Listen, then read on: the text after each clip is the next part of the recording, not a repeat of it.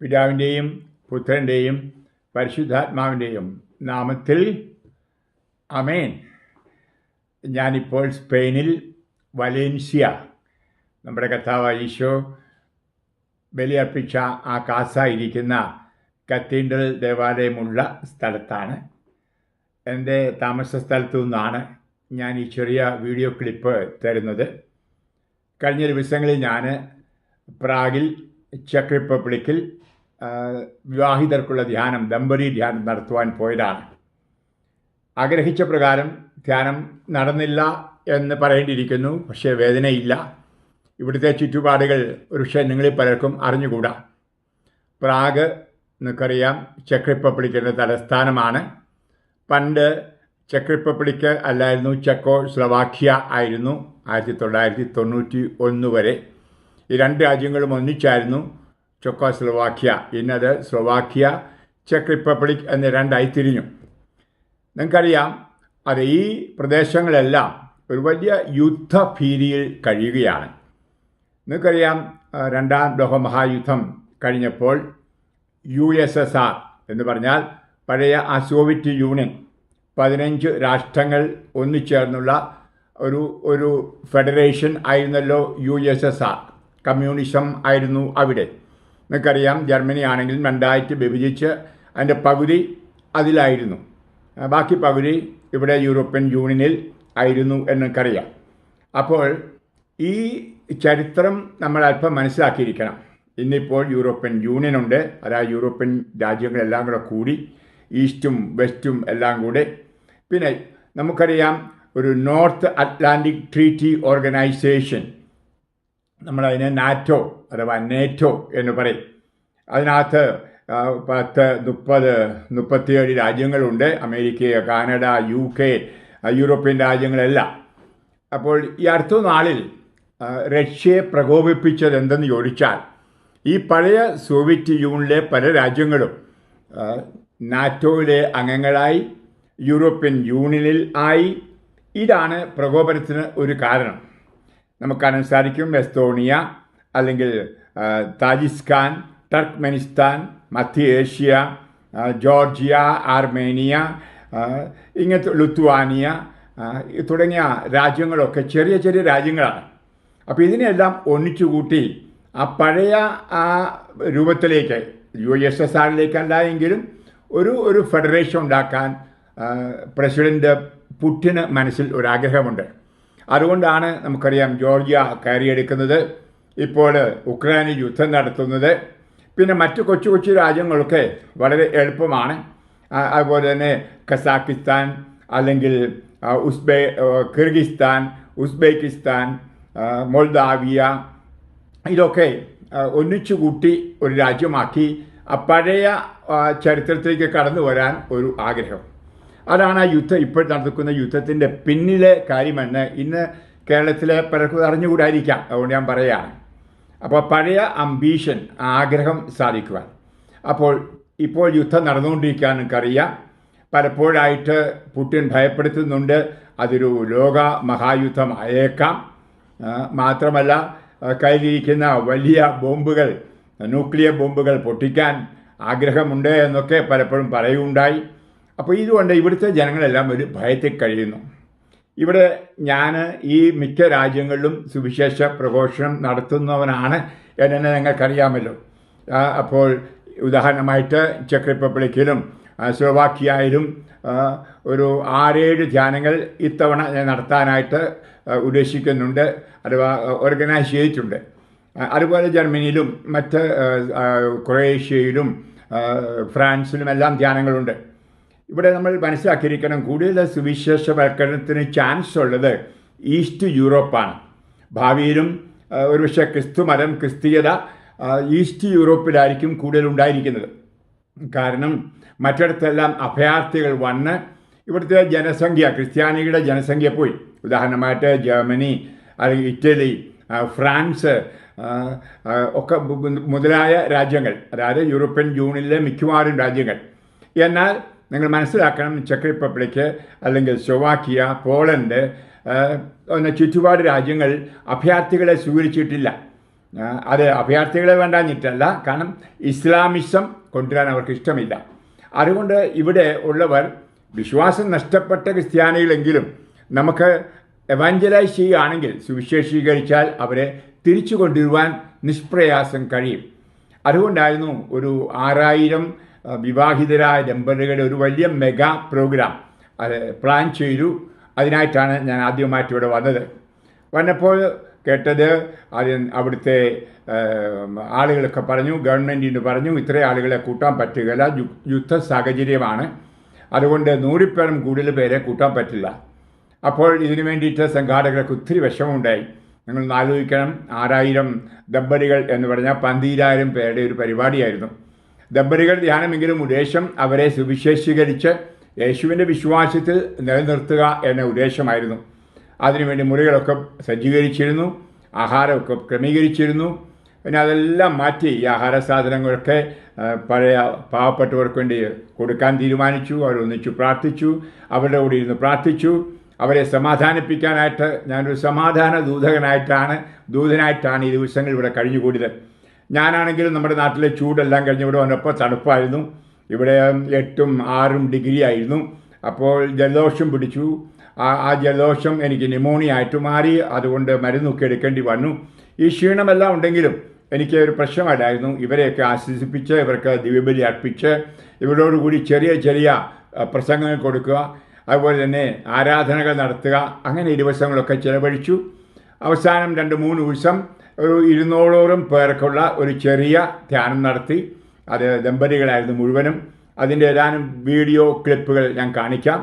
അപ്പോൾ നിങ്ങൾ മനസ്സിലാക്കണം, അതായത് ഈ ചുറ്റുപാട് ഒരു വലിയ യുദ്ധഭീഷണി കഴിയുകയാണ്. വളരെ പേടി.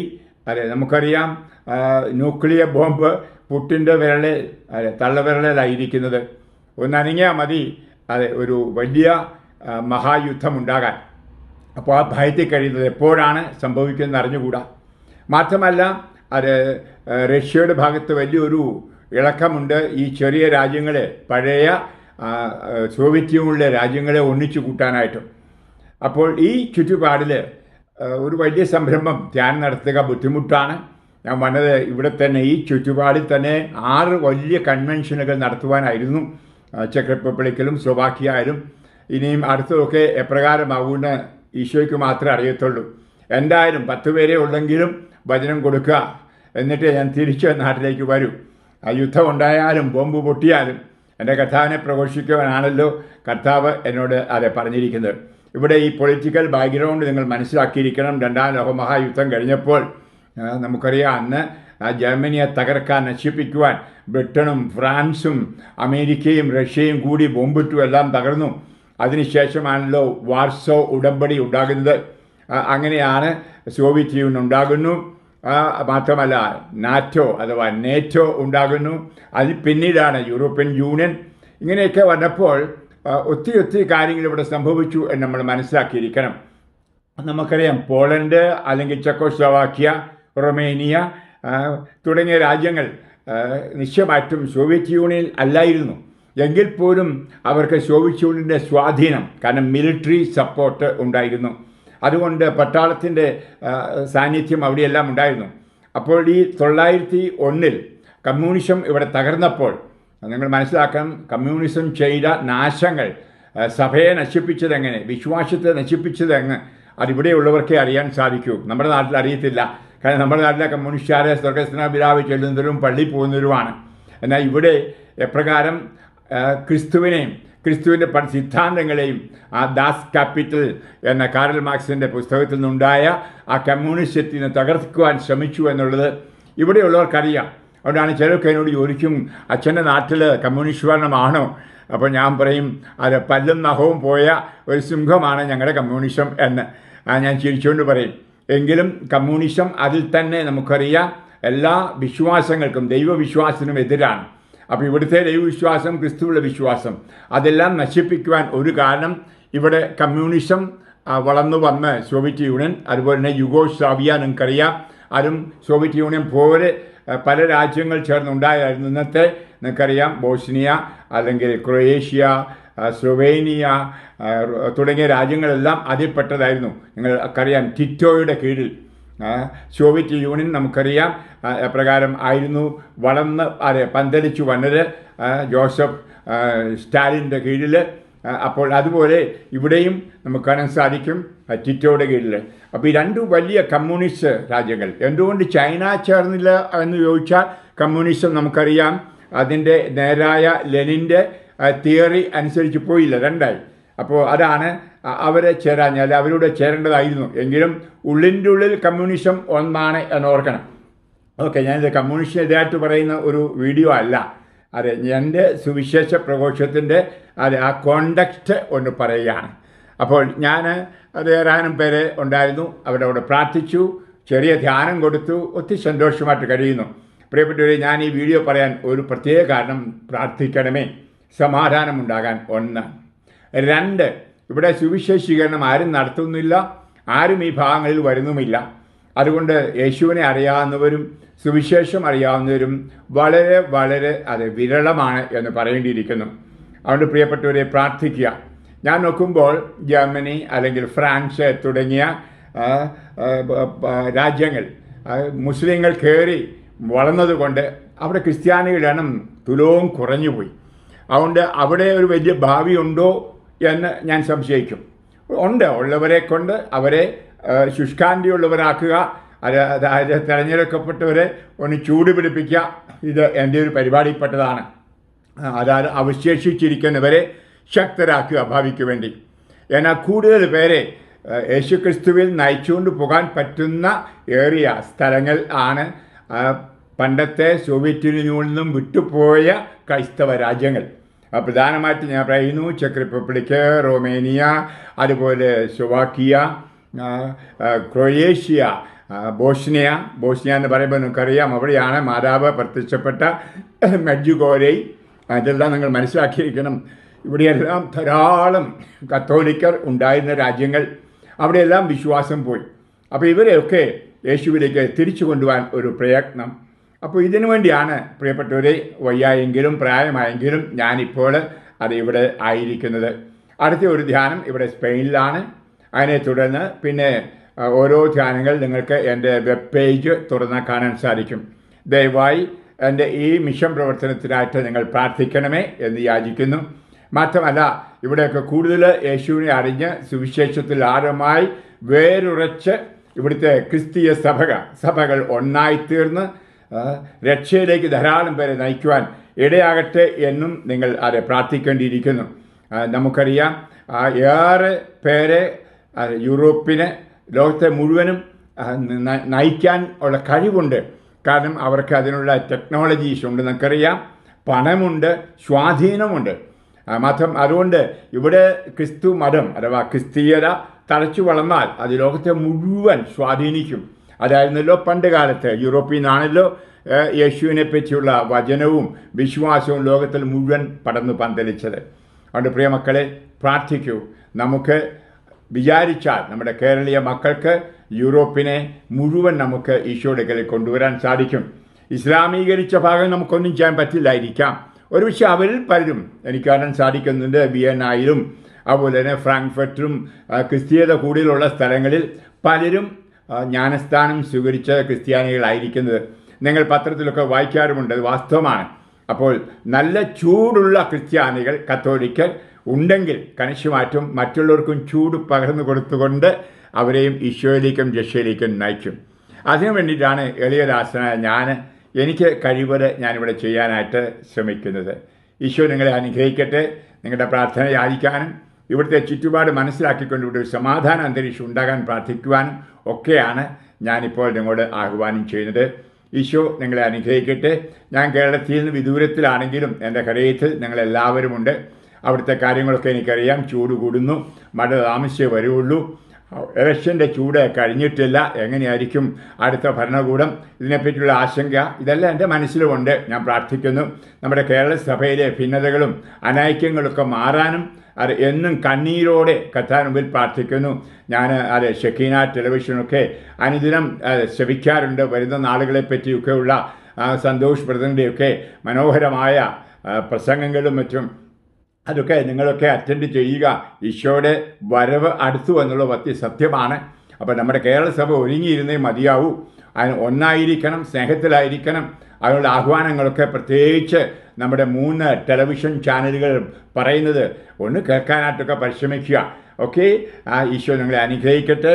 നിങ്ങൾ ഓരോരുത്തരെയും ഈശോയുടെ ഹൃദയത്തിൽ അർപ്പിക്കുകയാണ്. അടുത്ത പെന്തക്കോസ്താ തിരുനാളിന് വേണ്ടിയിട്ട് ഒരു വലിയ പെന്തക്കോസ്താ തന്നെ നടക്കട്ടെ, ഒരു നവീകരണം ഉണ്ടാവട്ടെ.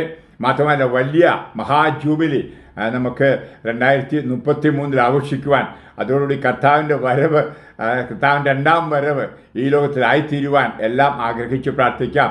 അത് ഈ ലോകം, ഈ തിന്മയുടെ ലോകം തീരാൻ പോകുന്നു. ഇനി നന്മയുടെ ഒരു ലോകം, കർത്താവിൻ്റെ ആധിപത്യം ഉള്ള ഒരു ഭരണം, ആ കർത്താവിൻ്റെ ഭരണം വരുന്നു. അത് സമാധാനത്തിൻ്റെയും സന്തോഷത്തിൻ്റെയും ഐക്യത്തിൻ്റെയും വിശുദ്ധിയുടെയുമാണ്. ഈശോ നിങ്ങളെ അനുഗ്രഹിക്കട്ടെ. Praise the Lord. ഹല്ലേലൂയ. യേശുവെ നന്ദി, യേശുവെ സ്തോത്രം. ഏതാനും വീഡിയോ ക്ലിപ്പുകൾ ഇതിനോടുകൂടി നിങ്ങൾക്ക് കാണാം.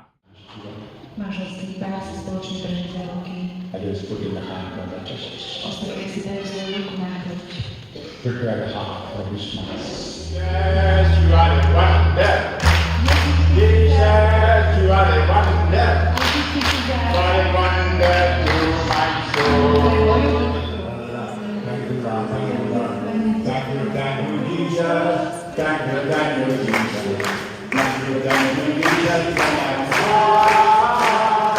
Thank you, Jesus. Thank you, Jesus. Thank you, Jesus, for my heart. Thank you, Jesus. Thank you, Jesus. Thank you, Jesus, for my heart. It's a part of my life. Takže to znamená, že ona sa stanú súčasťou môjho života. Without him, without her, I was weak. Bez neho, bez nej som bol slabý. Without him, without her, I was imperfect. Bez neho som bol nedokonalý. I was not holy. Nebol som svätý. So with him, with her, I can be holy. I can be strong. I can be complete. S ním môžem byť svätý, môžem byť dokonalý, môžem byť silný. And when we live together as one, according to God's will, God's image shines in me. A keď budeme spoločne žiť ako jeden podľa Božej vôle, Boh sa bude zjavovať v nás.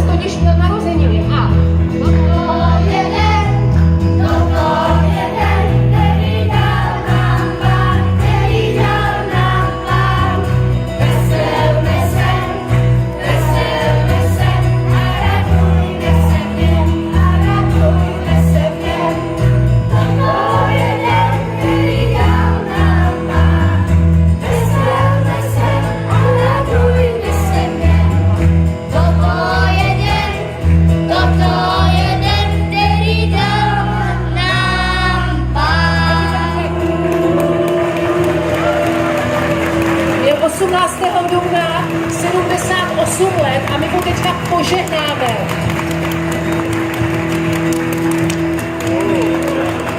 A budeme teďka požehnat.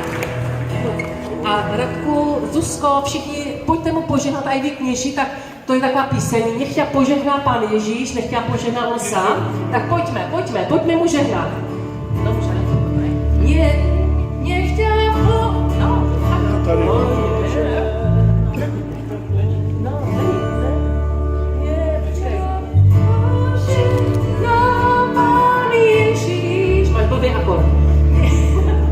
Počkejte, my si to musíme dát takhle.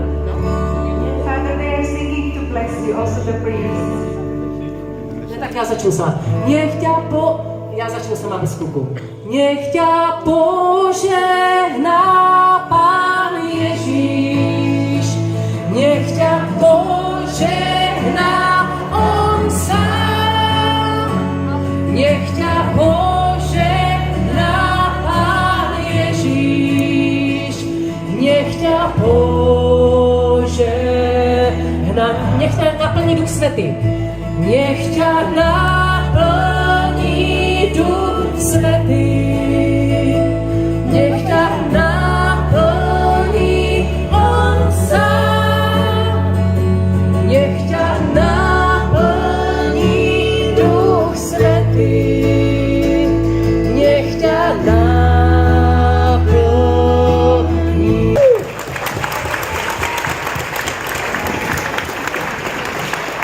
Thank you. Ďakujem. Thank you, my children. Ďakujem moje deti. I love you so much.